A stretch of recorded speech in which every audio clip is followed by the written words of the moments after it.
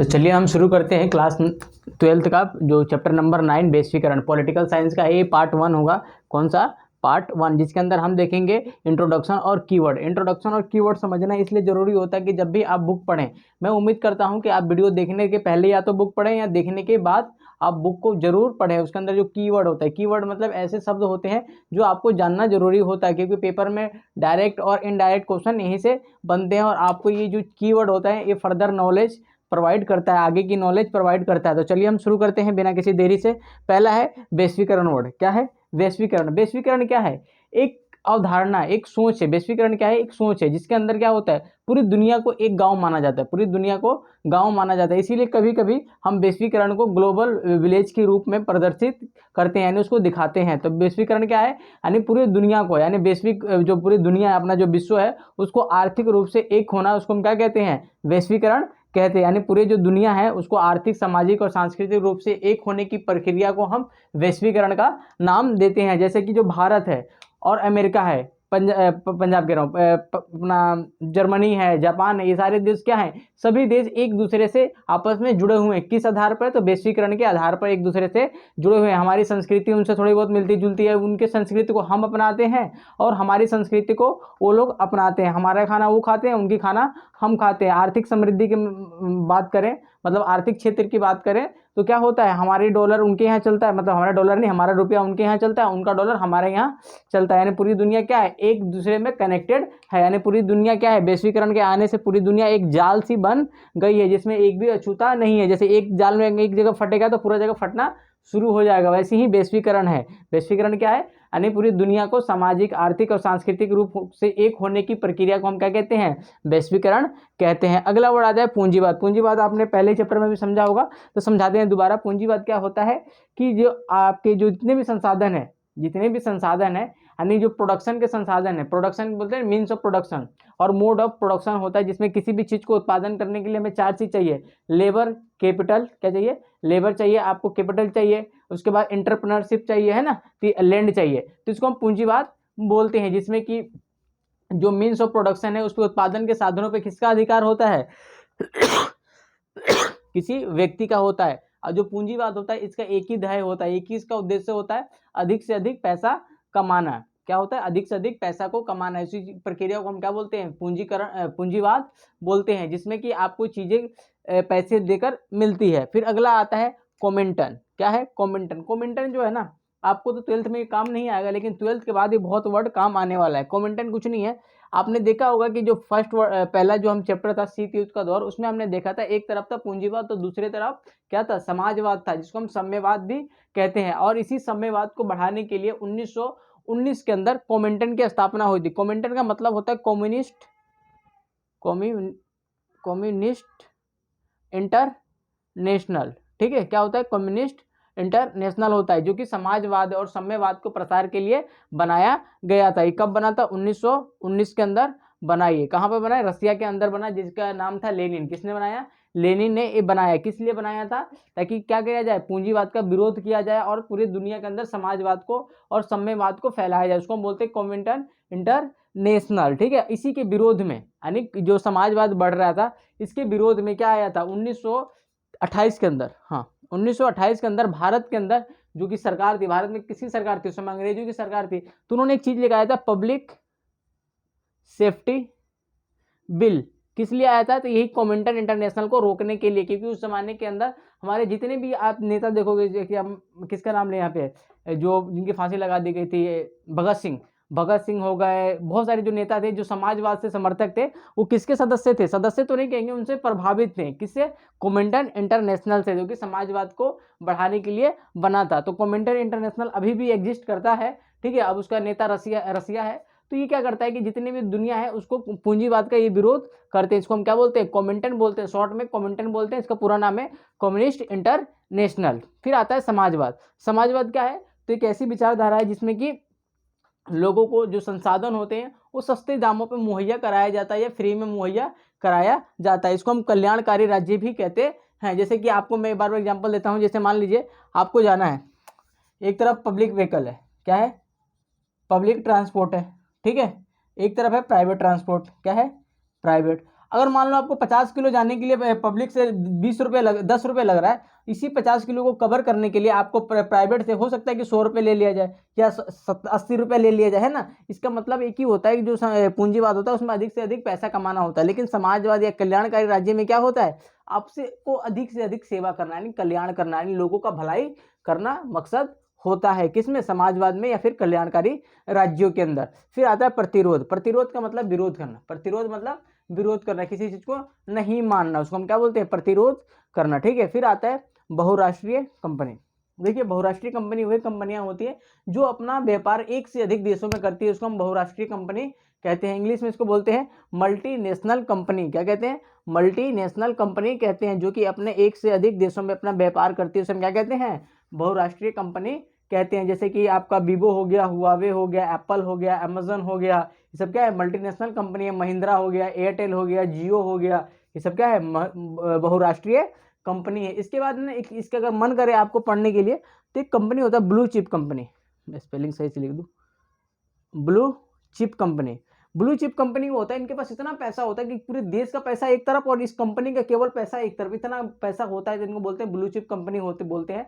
जैसे कि अपना रिलायंस ले सकते हो, अपना एप्पल का भी ले सकते हैं, एप्पल का जो फ़ोन है, एप्पल जो कंपनी है वो ब्लू चिप कंपनी है। अरामको कंपनी का नाम सुना है, इसको शायद आपने नहीं सुना होगा। अरामको, अरामको दुनिया की सबसे बड़ी कंपनियों में से एक कंपनी है, जो कि सऊदी अरब की कंपनी है, जो किस में व्यापार करती है, तेल बेचती है। क्या करती है, ये तेल बेचती है ना। इसे हुआवे का नाम सुना होगा, हुआवे का नाम सुना होगा, हुआई बोलते हैं इसको, है ना। ये सब क्या है, ब्लू चिप कंपनियां है।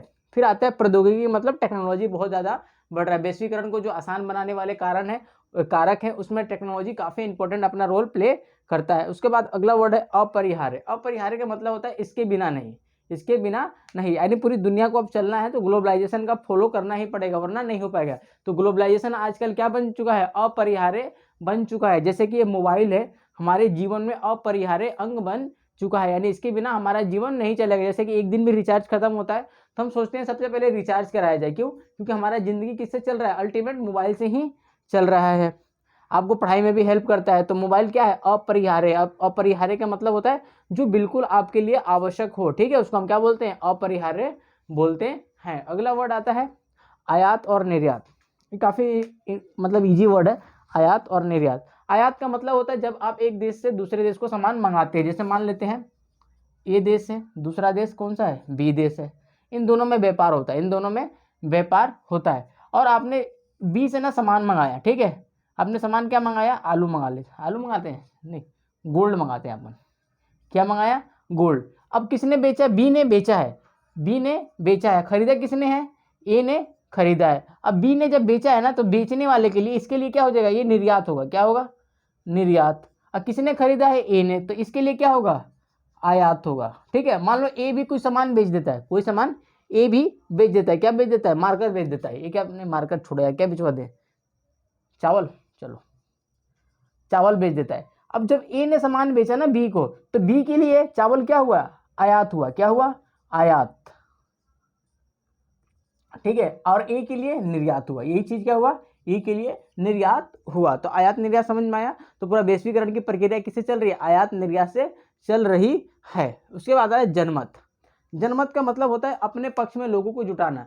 किसी मुद्दे पे से आपसे जब राय ली जाती है हाँ और ना में, तब उसको हम क्या बोलते हैं, जनमत कहते हैं। अब पूछा जाए कि बताओ वैश्वीकरण ठीक है या गलत है, तो बोलोगे भाई वैश्वीकरण जो है ना, एक मामले में ठीक है, एक मामले में ना गलत है, ऐसी बात है नहीं, ये गलत है। जनमत में पूछा जाएगा वैश्वीकरण जो है, वैश्वीकरण सही है यस और नो में जब आंसर पूछा जाए उसको हम बोलते हैं जनमत संग्रह। जैसे कि आपने ब्रेग्जिट का नाम सुना होगा, ब्रेक्जिट, ब्रेग्जिट मतलब जब ब्रिटेन ने यूरोपियन यूनियन से बाहर आया तो उसको क्या बोला गया, ब्रेग्जिट बोला गया। तो वहां से लोगों से पूछा गया हाँ और ना बोलोगे हमें ब्रेग्जिट मतलब ब्रिटेन को यूरोपियन यूनियन में रहना है कि नहीं रहना है। तो वहां के अधिकतर लोगों ने कहा कि नहीं रहना है, ठीक है। तो उन्होंने बोला नहीं रहना है, नो कहा कि हमें नो में नहीं रहना, ठीक है। तो ब्रेग्जिट हो गया। तो उसको क्या बोलते हैं, जनमत। जब आपसे किसी मुद्दे पे हाँ और ना में राय पूछा जाना चाहिए। जैसे मैं पूछूं मोदी को पीएम रहना चाहिए या नहीं रहना चाहिए, अब आपसे नहीं बोलोगे नहीं पीएम अच्छा है तो ठीक ठाक कर रहा है उसको सुधरना चाहिए, नहीं, आपको हाँ और ना में जवाब देना है। यस तो यस, नो तो नो, उसको हम क्या बोलते हैं, जनमत कहते हैं। फिर आता है दक्षिणपंथी। दक्षिणपंथी वर्ड भी बहुत इंपॉर्टेंट है, ठीक है।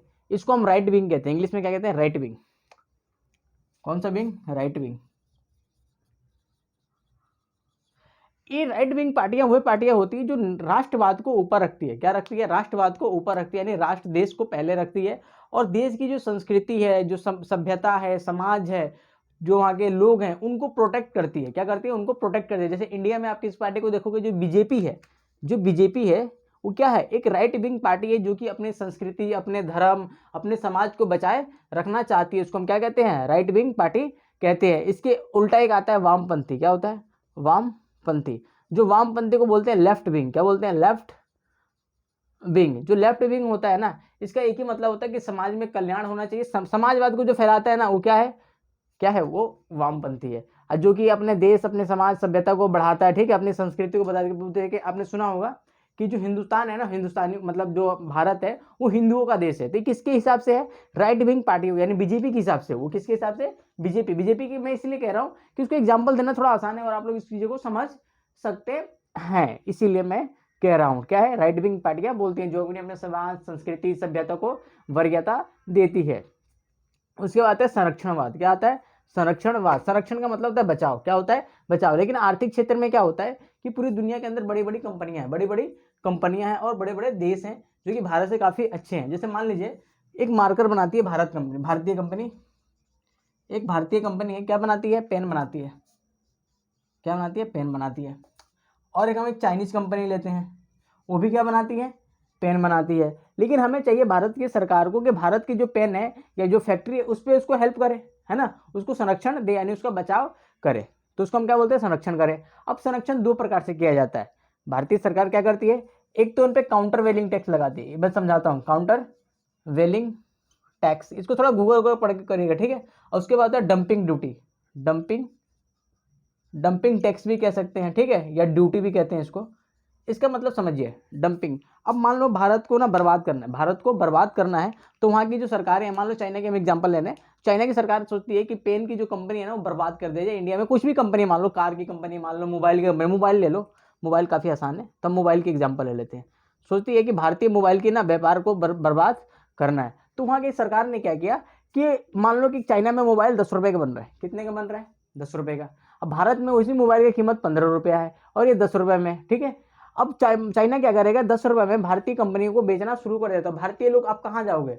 आप कौन सी कंपनी का फोन खरीदोगे? जाहिर सी बात है कि हम 10 रुपये वाला खरीदेंगे और 15 रुपये वाला नहीं खरीदेंगे। तो इसमें घाटा किसका होगा? मेरा, एक व्यक्ति का तो लाभ होगा, लेकिन देश का घाटा होगा, क्योंकि जो प्रोडक्शन लगा है वो जब बिकेगा नहीं तो लोग बेरोजगार होंगे, चाइना को सारा पैसा चला जाएगा। तो भारत सरकार क्या करती है? इस पर डंपिंग टैक्स लगा देती है। अब कहती है कि भैया तुम्हारा 10 रुपये का सामान बिक रहा था ना, उन्होंने बोला चाइना ने, बिल्कुल भैया 10 रुपये का सामान बिक रहा था। और भारतीय से पूछा तुम्हारा भाई 15 रुपये का, तो इसको भी 15 रुपये ले करेगी, तो इससे 5 रुपये का क्या करेगी?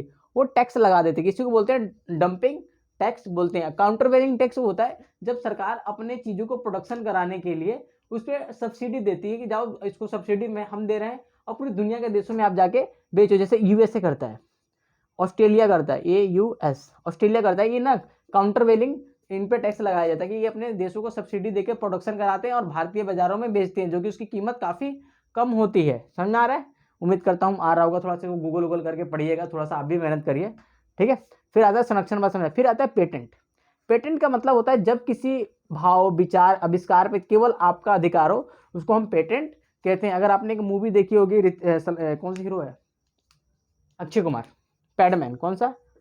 पैडमैन, जो कि महिलाओं के लिए जो पीरियड आते हैं उसके लिए एक पैड बनाता है ना। तो कहता है कि उसमें जाता है, जब दिल्ली IIT आता है तो कहता है इसका ना पेटेंट करा लो। पेटेंट जब करा लेते हो ना, तो उस चीज को बनाने का अधिकार किसके पास चला जाता है? केवल उस व्यक्ति के पास। अगर आप उसको यूज करते हो तो आपको पैसा देना पड़ता है। तो एकाधिकार होता है। पेटेंट क्या होता है? एकाधिकार, है ना। पेटेंट का मतलब होता है एकाधिकार, होता है कि आपका जो आविष्कार किया, आपने इतने सारे खर्च किया है, तो सब कोई भी नहीं बना सकता, ठीक है। जैसे आपने वैक्सीन का नाम सुना है? वैक्सीन सबको लगा था ना, 2-2 डोज। वैक्सीन का मतलब ये होता है, वैक्सीन जो आपको शरीर को लिए अच्छा होता है, प्रतिरोध, हमारा प्रतिरोधक क्षमता बढ़ाता है। तो वैक्सीन सब कंपनी नहीं बना सकती। क्यों नहीं बना सकती? कि जो वैक्सीन बनाने वाली कंपनियां हैं, तो अपने कैसे वैक्सीन बनता है उनका, उन्होंने उस चीज़ का क्या क्या करा रखा है? पेटेंट करा रखा है। और जब पेटेंट करा रखा है तो वो चीज़ आसानी से आप बना नहीं सकते। अगर आप मान लो अभी वैक्सीन बनाना चाहते हो, तो मान लो फॉर्मूला चाहिए जिससे वैक्सीन बनता है, तो आपको क्या करना पड़ेगा? उसको या तो पैसे देने पड़ेंगे, उसको पैसे देने पड़ेंगे, ठीक है। तो पेटेंट क्या होता है? किसी भी चीज पे, विचार पे आपका एकाधिकार होता है, यानी आपके से ही पूछ के कोई काम किया जाएगा। अब चैप्टर में क्या पढ़ना है, तो वैश्वीकरण। वैश्वीकरण के बहुत सारे आयाम हैं, वैश्वीकरण के बहुत सारे आयाम हैं। तो इसमें क्या है, राजनीतिक आयाम। तो हम देखेंगे कि एक देश को वैश्वीकरण ने कैसे मजबूत किया है, कैसे कमजोर किया है। जैसे कि आप देखोगे आजकल जो भारत है वो किसकी तरफ बढ़ रहा है, वैश्वीकरण की तरफ बढ़ रहा है, पूंजीवाद की तरफ बढ़ रहा है, अमेरिका की तरफ बढ़ रहा है। क्यों बढ़ रहा है, इसके पीछे कारण है। फिर देखेंगे आर्थिक में, आर्थिक में पूरी दुनिया के अंदर डॉलर चल रहा है, ठीक है। पूरी दुनिया के अंदर क्या चल रहा है, डॉलर चल रहा है। WTO के बारे में पढ़ेंगे, है ना, वर्ल्ड ट्रेड ऑर्गेनाइजेशन, IMF के बारे में पढ़ेंगे, वर्ल्ड बैंक के बारे में पढ़ेंगे, ये कैसे काम कर रहे हैं, ठीक है। फिर आते हैं सांस्कृतिक पहचान। हम हुए या आप हुए, हम कहीं ना कहीं जो पश्चिमी सभ्यता है, जो संस्कृति है, उससे प्रभावित हो रहे हैं। जैसे कि हमारा कपड़ा पहनने का स्टाइल, घड़ी पहनने का स्टाइल, मेरी हेयर कटिंग, है ना, ये सांस्कृतिक रूप से हम किसकी तरफ बढ़ रहे हैं, अमेरिका की तरफ या यूरोप की तरफ बढ़ रहे हैं। इसी चीज़ को सांस्कृतिक पहचान बोलते हैं। खाने में हमें क्या पसंद है, बर्गर पसंद है, ठीक है। हम चाइनीज खाना खा रहे हैं तो वो भी क्या है, एक सांस्कृतिक परिणाम है, ठीक है। उसके बाद पढ़ेंगे भारत और वैश्वीकरण। तो भारत ने मजबूरी में वैश्वीकरण शुरू किया था, क्योंकि उस समय हमारे पास ऐसे समस्या आ गया था कि जो इंटरनेशनल मार्केट में जो पैसा नहीं चलता, गांधी जी का कोई वैल्यू नहीं है इंटरनेशनल मार्केट में। किसका वैल्यू है, डॉलर बाबा का वैल्यू है। तो हमारे पास डॉलर कम हो गए थे, है ना, तो मजबूरी में हमने डॉलर के लिए किससे समझौता किया था, वर्ल्ड इंटरनेशनल मॉनेटरी फंड से, IMF से जब समझौता किया था, तो IMF ने कहा था भैया आपको क्या करना पड़ेगा, ग्लोबलाइजेशन को अपनाना पड़ेगा। इसी ग्लोबलाइजेशन को हम लोग शॉर्ट में नाम देते हैं LPG, ठीक है। L से होता है उदारीकरण, P से होता है निजीकरण, G से होता है ग्लोबलाइजेशन, मतलब वैश्वीकरण होता है। तो भारत ने अपनाया, लेकिन इससे भारत के कुछ लोगों को फायदा भी है, कुछ लोगों को नुकसान भी है। तो वैश्वीकरण का प्रतिरोध, अब सब लोग तो वैश्वीकरण का सपोर्ट करेगा नहीं, तो कुछ लोग इसको अपोज करते हैं। अपोज क्यों करते हैं, तो कहते हैं कि हमारी संस्कृति को नुकसान पहुंच रहा है, ठीक है, इससे केवल एक तबके को फायदा हो रहा है, इससे समाज में असमानता बढ़ रही है, ठीक है, इसीलिए इसके नाम पे इसका विरोध भी किया जाता है। महिलाओं को कुछ तो फायदा हुआ, लेकिन महिलाओं का काफी नुकसान हुआ, ठीक है। महिला को केवल एक उपभोक्ता वस्तु के रूप में देखा जाता है, यूज एंड थ्रो की पॉलिसी हो चुकी है वैश्वीकरण, ठीक है। तो अपन ये पहला पार्ट था, आपको समझ में आया होगा पूरे चैप्टर के अंदर क्या पढ़ना है, ठीक है। इस चैप्टर को पढ़िए, ठीक है। मैं बार बार कहता हूँ, या तो वीडियो देखने से पहले चैप्टर पढ़ें, या चैप्टर मतलब ये पार्ट देखने के बाद आप बुक को अवश्य पढ़ें, ठीक है। मिलते हैं नेक्स्ट पार्ट में।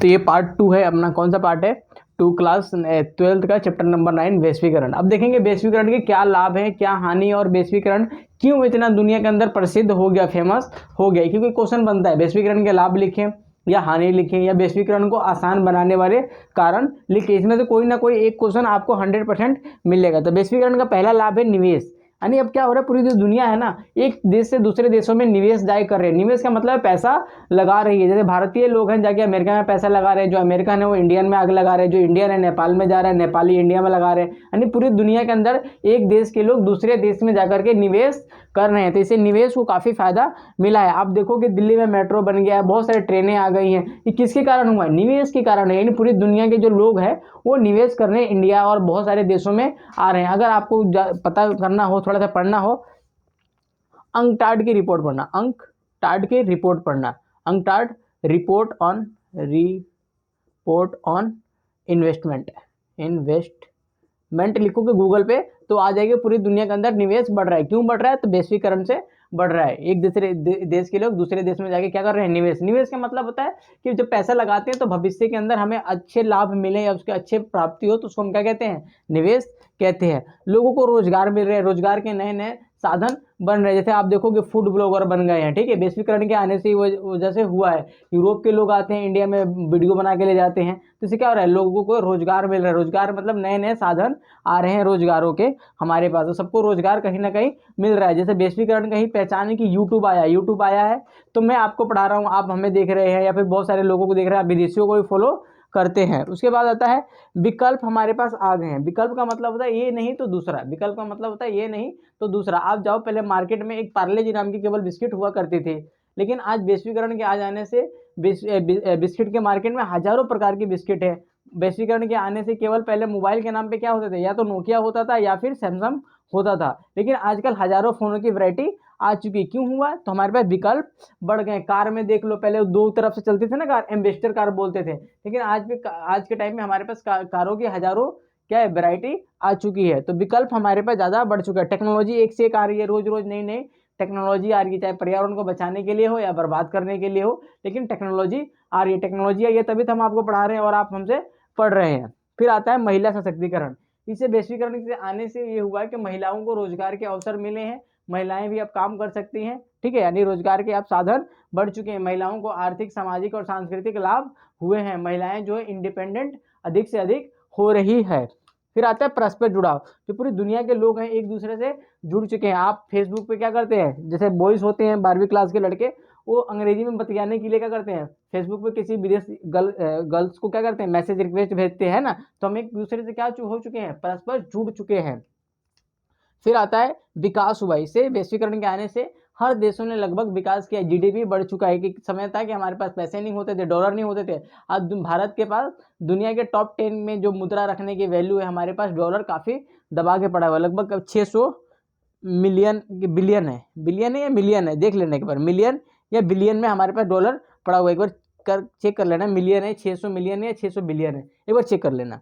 फिर आता है अवसर बढ़ चुके हैं, हमारे पास हर काम करने के अवसर बढ़ चुके हैं। अगर मान लो किसी को हिंदी सीखनी है तो आप इंग्लिश सीख जानते हो तो उसको हिंदी इंग्लिश आराम से पढ़ा सकते हो, यानी हर चीज़ों के पास, लोगों के पास क्या चुका है, अवसर आ चुका है। फिर हमारी पहचान मिल चुकी है, अब जैसे भोजपुरी पहचान है, ठीक है, एक बंगाली पहचान है, पूरी दुनिया के अंदर उसको लोगों को पहचान रहे हैं। मनोरंजन के साधन बढ़ गए हैं, ठीक है, पहले क्या होता था, हम शक्तिमान देखते थे, आजकल आप स्क्विड गेम देखते हो, थ्रोन देखते हो, और क्या देखते हो, पबजी खेलते हो, और क्या भाई वो क्या आते हैं, स्पाइडरमैन आ गया है, हल्क आ गया है, ठीक है, ये किस लिए हुए, वैश्वीकरण के परिणाम ही तो हुए हैं, इसके फायदे ही हैं तो हैं कि हम पूरी दुनिया को जान चुके हैं, वरना आप किसी को नहीं जानते थे, ठीक है, वैश्वीकरण से पहले लोग इतना एक दूसरे को जानते नहीं थे, क्योंकि वैश्वीकरण के अंदर क्या हुआ, विचारों को, भावनाओं को, आविष्कारों का, पूंजियों का प्रवाह हुआ, यानी इधर एक स्थान से दूसरे स्थान को गए, ठीक है। अब इसके नुकसान भी हैं, वैश्वीकरण के नुकसान भी है, यानी कहते हैं ना एक सिक्के के दो पहलू होते, तो ये लाभ थे भाई, अब ये हानि है, ठीक है। हानि क्या है, शोषण बढ़ गया है, क्या बढ़ गया है, शोषण बढ़ चुका है। लोग, जो बड़ी बड़ी कंपनियां हैं, काम कराने के लिए मजदूरों का शोषण करती है, केवल हमें दिखता है कि इसका जो वैश्वीकरण का जो मुखौटा है वो काफ़ी सुंदर है, लेकिन जब ये काम कराती है लोगों से तो काफ़ी शोषण करती भी है। फिर आता है बेरोजगारी बढ़ गया, यानी टेक्नोलॉजी जब आया तो जो पुराने रोजगार करने वाले, काम धंधे करने वाले लोग होते, उनके रोजगार छीन चुका है, ठीक है। फिर आता है पूंजी का संकेंद्रण, यानी वैश्वीकरण से क्या हुआ, जो पूंजी है, पैसा है, कुछ देशों के पास ही है। वैसे वैश्वीकरण तो पूरी दुनिया में है, लेकिन पूंजी किसके पास है, बड़े बड़े देशों के पास, अमेरिका हो गया, ब्रिटेन हो गया, फ्रांस हो गया, चाइना हो गया, भारत हो गया, इन देशों के पास अधिक पैसा है, यानी जो पैसा है वो कहीं एक जगह इकट्ठा हो गया। लेकिन वैश्वीकरण का लाभ के नाम पे तो सब नाच रहे हैं, है ना। फिर क्या है, पर्यावरण का अपक्षय, अपक्षय का मतलब होता है किसी चीज के अंदर कमी आना, तो पर्यावरण प्रदूषण हो रहा है वैश्वीकरण से, अलग अलग रोग चीज बनाते हैं ना, आपके कोलगेट में नमक है, फलाना है, प्रचार करने के लिए कितने पेड़ काट दिए जाते हैं, प्रदूषण हो रहा है, वायु प्रदूषण हो रहा है, जल प्रदूषण हो रहा है, मृदा प्रदूषण हो रहा है, प्रकाश प्रदूषण हो रहा है, महामारियां फैल रही है, महामारी भी देख लो, क्या लिख लो इसे, महामारी। पहले जो बीमारी होती थी एक देश में फैलती थी और वहीं खत्म हो जाती थी, लेकिन वैश्वीकरण के आने से जो महामारियां है वो भी ग्लोबल बन चुकी है। जैसे आपने सार्स CoV-2 का नाम सुना होगा, इबोला का नाम सुना होगा, जैसे अभी मंकी पॉक्स का नाम सुना होगा, क्या है, ये वैश्वीकरण के तो रिजल्ट है नेगेटिव वाला कि जो हम पे पड़ रहा है। जैसे कोविड-19 आया, केवल चीन के बीजिंग और वुहान में आया, लेकिन उसका इफेक्ट पूरी दुनिया के अंदर पड़ा, तो वैश्वीकरण होता ना, इतना बीमारियां फैलती। अगला आता है उपभोक्तावाद, ठीक है, क्या आता है, उपभोक्तावाद। उपभोक्तावाद का मतलब होता है सब लोग खाने और पचाने पे ध्यान दे रहे हैं, पर्यावरण को कोई नहीं बचा रहा है, केवल हमें रोज नए नए चीजें पे हम इन्वेस्ट करते जा रहे हैं। आज हमारे पास ये वाला घड़ी है, कल एप्पल का लेना है, ये हार्ट बीट नापता है, ये चलते हैं तो नापता है, यानी हर चीज को हम खाऊ पचाऊ सभ्यता की तरफ हम बढ़ रहे हैं। खाऊ उजाड़ू सभ्यता, अगर क्लास 12वीं का हिंदी पढ़ोगे उसमें दिया हुआ है खाऊ उजाड़ू सभ्यता, कैसे हम अपने पृथ्वी को बर्बाद करें, पूरी दुनिया को बर्बाद कर रहे हैं, ठीक है। उसके बाद असमानता बढ़ गया, यानी किस जो कहते हैं ना, पैसा पैसा कमाता है, पैसा पैसा कमाता है,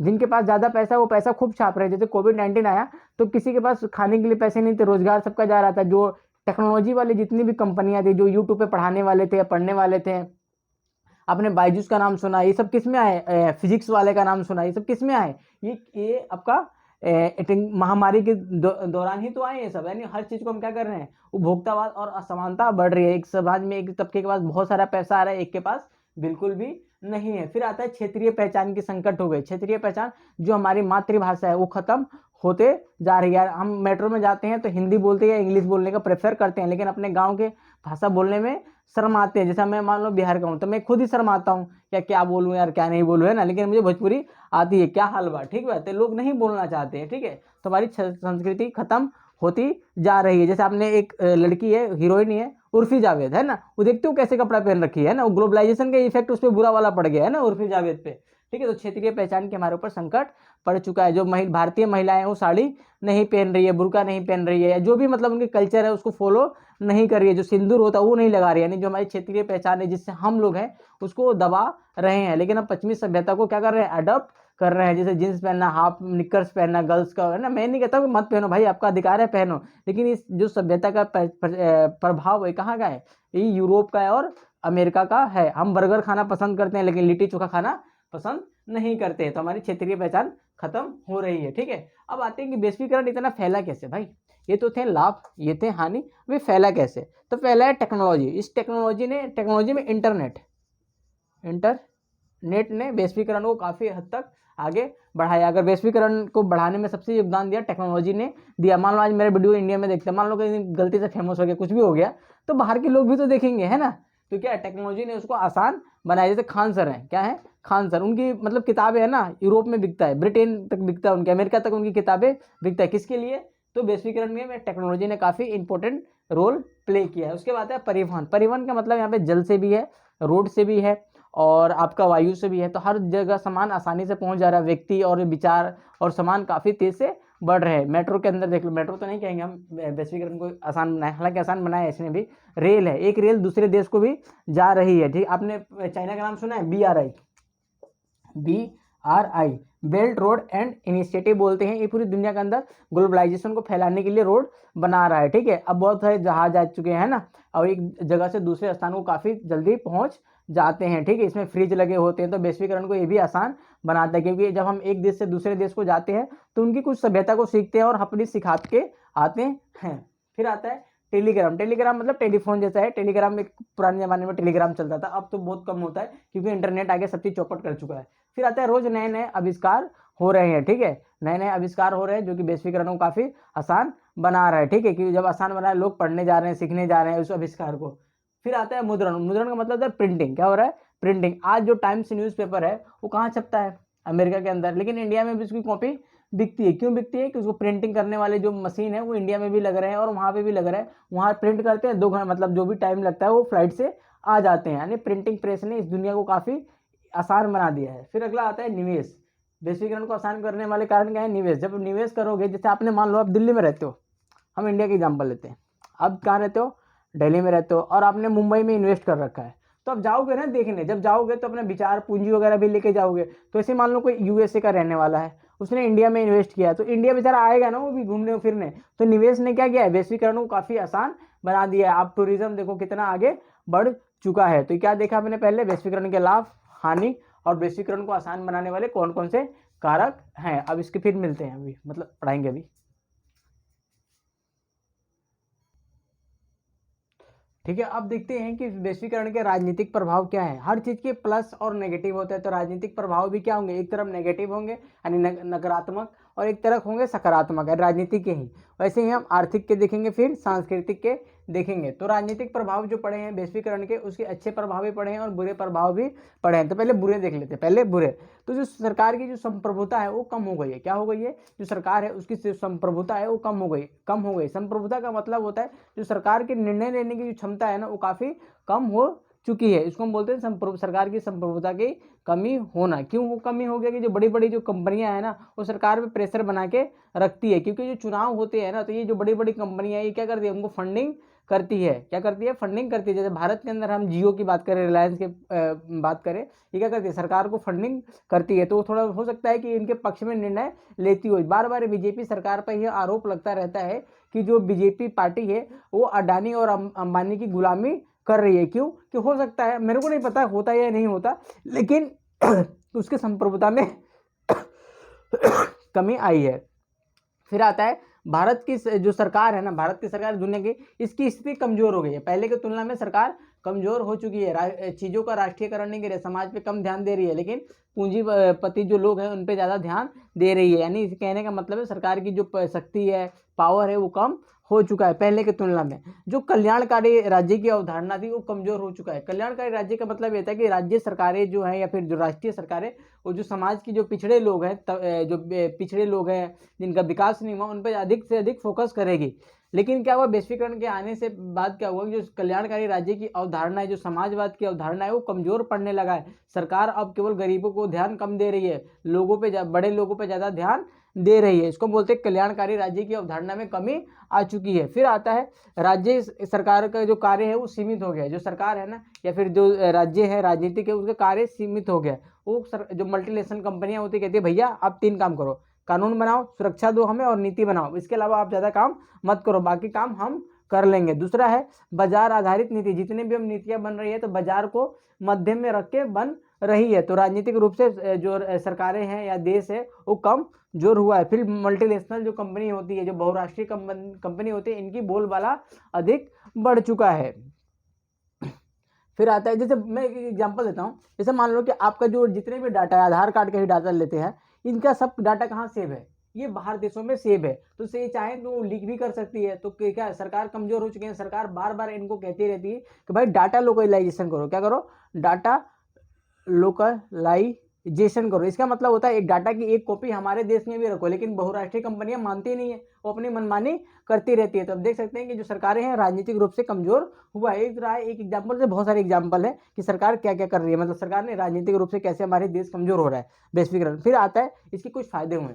तो राज्य शक्तिशाली हो चुके हैं। शक्तिशाली इसलिए हो चुके हैं कि पैसा आ गया, इनके पास टेक्नोलॉजी आ चुका है। अब पैसा आया है तो क्या करने लगी है, इनके बहुत ज़्यादा, भारत सरकार है, एक समय तक हमारे पास पेट्रोल खरीदने के पैसे नहीं थे। आज दुनिया के सबसे टॉप 10 देश हैं, उनके पास जो डॉलर रखने की क्षमता है वैसा हमारे पास आ चुका है। कैसे आया है, वैश्वीकरण। वैश्वीकरण जो था वो भारत ने मजबूरी में शुरू किया था, लेकिन अब मजा आने लगा, यानी भारत को उसको लाभ मिला। कहते एक वेब सीरीज है मुन्ना त्रिपाठी का, मतलब मुन्ना त्रिपाठी का मिर्जापुर, उसमें कहता है ना मजबूरी में शुरू किए थे लेकिन अब मजा आ रहा है। तो ऐसे ही भारत ने वैश्वीकरण को मजबूरी में शुरू किया था, लेकिन अब उसको मजा आ रहा है। ठीक है, अब सरकारों के पास सूचना बहुत ज़्यादा मिल चुकी है। गूगल ने बहुत ज़्यादा सूचना देना शुरू कर दिया। सरकार को चाहिए, देखो तो कितने लोग हैं ये एक्टिव है फेसबुक पे, सरकार को बता सकता है कौन, जो बड़ी बड़ी कंपनियां हैं। जियो बता सकता है कि लोगों को क्या पसंद है क्या पसंद नहीं है, क्योंकि हम सब लोग कहाँ हैं, यूट्यूब पे हैं, गूगल पे हैं, फेसबुक पे हैं, ट्विटर पे हैं, आपका व्हाट्सएप पे हैं। सरकार चाहे तो व्हाट्सएप पे डाटा मांग सकता है।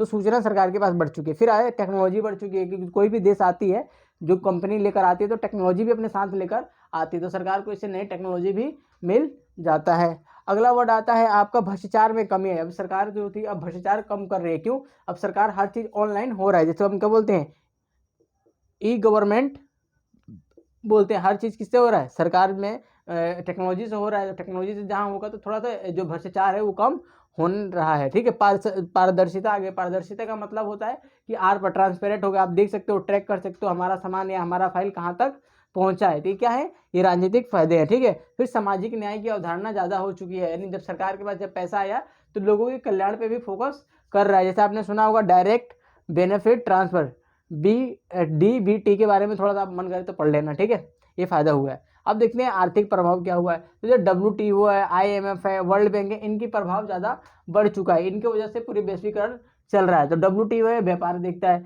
IMF देखता है कोई देश संकट में तो नहीं है, वहाँ की करेंसी डाउन तो नहीं हो रही। इन सबको कौन देखता है, IMF देखता है। वर्ल्ड बैंक देखता है कि आपको अगर पैसा चाहिए विकास करने के लिए हम देंगे। जो वर्ल्ड बैंक की और IMF की स्थापना 1944 में हुई थी। कब हुई थी, 1944 के अंदर हुई थी। WTO की स्थापना 1995 को हुई थी।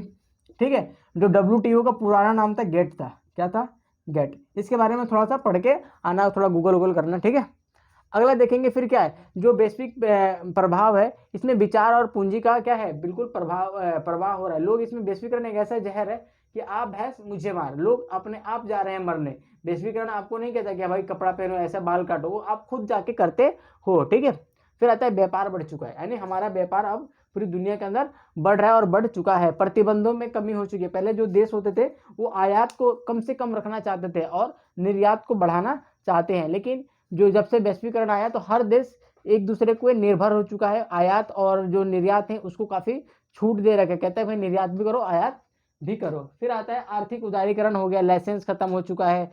आपको विदेशी व्यापार करना है या राज्य में व्यापार करना है तो कम से कम रोक टोक होता है, कम से कम रोक टोक होता है, ठीक है। यानी आर्थिक खुलापन है, लोगों के अंदर खुशहाली बढ़ गई है। जैसे आप लोग एप्पल का फ़ोन ले, कोई से फ़ोन लेते हो तो आप लोग स्टेटस लगाते हो ना, ये किसको रिप्रेजेंट करता है। या नाइक के जूता लेते हो तो फोटो खींच के डालते हो ना, तो यानी हमारी खुशहाली को भी दर्शाता है। फिर पारस्परिक निर्भरता, एक देश दूसरे देश पे पूरा निर्भर है। जैसे कि भारत के अंदर बहुत सारी गाड़ियां बन रही थी, अभी देखा होगा हाल फिलहाल में गाड़ियों की डिलीवरी बंद हो चुकी थी। एक चीज होता है, आप गाड़ियों के अंदर जब जाओगे तो गाड़ी के अंदर एक लगता है सेमी कंडक्टर, क्या बोलते हैं उसको, सेमी कंडक्टर, क्या बोलते हैं, कंडक्टर, है ना। ये क्या होता है, गाड़ियों में लगता है। इसकी निर्माण जो है ना, कौन करता है, ये चाइना करता है। पूरी दुनिया के अंदर चाइना और ताइवान टॉप में रहते हैं इसको निर्माण करने के लिए। जब तक ये नहीं रहेगा तो गाड़ी बना लो, कोई गाड़ी का काम नहीं हो पाएगा। तो चाइना ने क्या कर दिया था, अभी सेमीकंडक्टर बंद कर दिया था। तो गाड़ी का जो प्रोडक्शन था, मोबाइल का प्रोडक्शन था, वो सब चीज ठप हो चुका था, ठीक है। तो क्या हुआ, पारस्परिक निर्भरता बढ़ चुकी है। इसी को सेमीकंडक्टर को दूर करने के लिए भारत की जो कंपनी है अडानी ग्रुप और अंबानी ग्रुप ने मिलकर सेमीकंडक्टर बनाएंगे। अब थोड़ा सा पढ़ना, सेमीकंडक्टर क्या होते हैं, आपके मोबाइल में भी होता है ये। फिर आता है कि जो आर्थिक वैश्वीकरण है, इसने कुछ लोगों को फायदा पहुंचाया, यानी समाज के उच्च वर्ग को इसने फायदा पहुंचाया, जो निम्न वर्ग है उसको कमजोर किया हुआ, ठीक है। यानी अमीर अमीर होता गया, गरीब गरीब होता गया, ठीक है। उसके बाद है आर्थिक उपनिवेशीकरण बढ़ चुका है। आर्थिक उपनिवेशीकरण का मतलब है किसी देश पे इतना कर्जा बढ़ गया कि बेचारा निकल ही नहीं सकता, है ना। अपना विकास करने के चक्कर में उतना पैसा ले लिया है कि बेचारा गरीब हो चुका है। जैसे हम फॉर एग्जाम्पल के पाकिस्तान के एग्जाम्पल लेते हैं, पाकिस्तान चाइना से वैश्वीकरण के नाम पे, अपने आप को आगे बढ़ाने के नाम पे इतना पैसा ले चुका है कि आर्थिक रूप से उसका गुलाम बन चुका है। जैसे कि हम अपना पड़ोसी देश है कौन सा, श्रीलंका गुलाम बन चुका है, ठीक है। किसका, आर्थिक रूप से किसका, अपना चाइना का, ठीक है। वैसे ही चाइना ने बहुत सारा पैसा कहाँ लगा रखा है, अफ्रीका में लगा रखा है। तो वो भी क्या करता है, गुलाम बनाता है। कैसे, राजनीतिक रूप से नहीं, आर्थिक रूप से गुलाम बनाने की प्रक्रिया कहाँ शुरू हो चुकी है, अफ्रीका देशों में शुरू हो चुकी है। इसी को काउंटर करने के लिए G7 नामों के देशों ने काफी काम कर रहे हैं। उसका उन्होंने काफी अच्छा काम भी किया हुआ है कि चाइना को कैसे काउंटर बैलेंस किया जाए। आपने क्वाड का नाम सुना होगा, ये भी कहीं ना कहीं चाइना को काउंटर करता है। फिर आता है सांस्कृतिक प्रभाव। हम कहते हैं ना कि एक ऐसा जहर है कि हम कहते हैं कि भाई ला लगा दे, कोई दिक्कत नहीं। तो हमारा जो पहनावा है, सांस्कृतिक प्रभाव में हमारा पहनावा बिल्कुल ही चेंज हो चुका है। इसको अगर देखोगे, हम जींस पहनना पसंद करते हैं, टी शर्ट पहनना पसंद करते हैं, हम अपना पारंपरिक चीज को क्या कर रहे हैं, छोड़ रहे हैं, बाइकआउट कर रहे हैं। लेकिन अमेरिका की चीजें, जो यूरोप की जो चीजें हैं, कल्चर है, उसको हम क्या कर रहे हैं, फॉलो कर रहे हैं। इसमें हम साड़ी नहीं पहनते, लेकिन जीन्स और टॉप पहनने की, मतलब जो लड़कियां टॉप पहनने की, प्लाजो पहनने की, जो भी उनका कपड़ा आता है, मेरे को इतना तो पता नहीं है, वो पहनने को प्रेफर करती है, जो कि यूरोप की लड़कियां पहनती है। फिर आता हमारा खान पान बिल्कुल चेंज हो चुका है। आजकल हम बर्गर खाना पसंद करते हैं, पिज्जा खाना पसंद करते हैं, कोल्ड ड्रिंक पीना पसंद करते हैं, कि पूरी दुनिया के अंदर ये चीज चल रही है। वैश्वीकरण का रिजल्ट है। फिर आता है पश्चिमी प्रभाव आ गया हमारा बोलने का। अब मेट्रो में जाओगे, व्हाट द फक बोल देते हो, है ना। ये क्या है, बोलने के कल्चर हमारा बिल्कुल उनकी तरफ हो रहा है। हमारा जो एकल परिवार है वो कहाँ टूट रहा है धीरे धीरे। जो यूरोप में एकल परिवार, एकल परिवार का मतलब होता है जहां पर केवल बच्चा और उनके मियाँ बीवी होते हैं, तो उनका हम एकल परिवार कहते हैं। तो भारत में एक संयुक्त परिवार होता है, वो टूट रहा है वैश्वीकरण के, इसके नेगेटिव इम्पैक्ट है ये।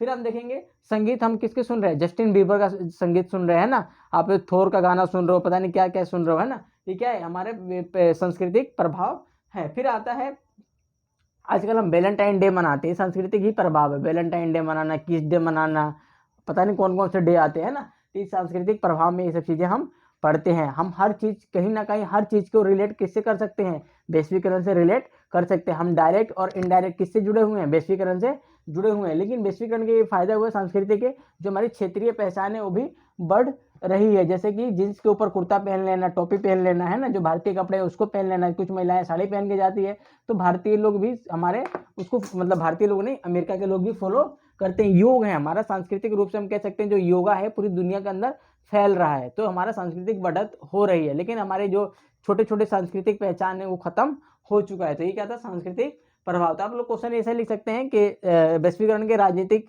प्रभाव लिखिए। अभी भी कोई क्वेश्चन है कि इसके प्रभाव लिखे, तो प्लस और माइनस दोनों लिखना है। जब भी वो प्रभाव पूछे तो प्लस माइनस दोनों लिखना है। अगर वो केवल कहता है कि प्लस लिखे तो प्लस लिखो, बोलता है मतलब अच्छी बातें लिखो तो अच्छी बातें, बुरी बातें तो बुरी बातें लिखो। लेकिन केवल पूछता है प्रभाव लिखे, इसकी क्या मतलब है, तो आप दोनों उसको समझाइए, इसके ये भी प्रभाव है और ये भी प्रभाव है, ठीक है।